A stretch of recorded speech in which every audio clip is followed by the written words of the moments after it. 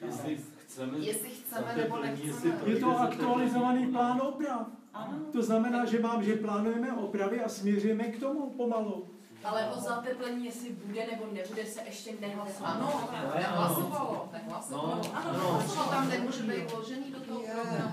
Ale vy když teď ohlasujete, že nechcete dělat nic, tak se nebude. Rozložit to. Když nemáme financování dotažený do konce, jak můžeme hlasovat? Teď nevíte, jestli to bude stát, kolik nám dají dotaci, jestli nám dají... Já to nevím. Já to taky nevím a já to ale nechci. Tak potom nehlasujte. Tak potom nechtějte hlasovat, když nemáte všechny fakta. Dobře, prosím vás. Takže, oni to ještě budou vyhodnocovat. Kdo je Slepice? Tamhle na dvoře nějaká běhá. No, na dvoře nebo vy? Oni to ještě budou vyhodnocovat. Kdo je Slepice?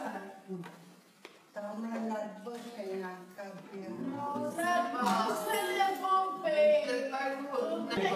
Nebudu zapisovat, jo, toto. Ano, paní mě nazvala slepicí. Jako pan Stánský na mě chtěl podat trestní oznámení za to, že jsem se vyjádřila svobodně. Takže prosím vás, kdybyste tohle všechno zapsala, že mě teda paní nazvala paní nesvobodná, svobodou. Ano, nazvala mě svobodou. Napište to tam. Jako já vás za to nebojte se, já nejsem pan Stánský, já vás za to nebudu žalovat. Jako to není urážka. Jsem pro, aby se to tam zapsalo. Já už píšu.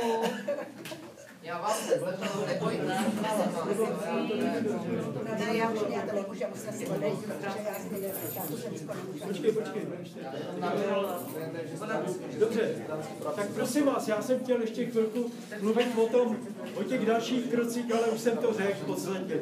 Představujeme si, že budeme s tou vybranou firmou dále jednat a připravovat další kroky, tak abychom dotáhli do konce stavební povolení, aby jsme ujasnili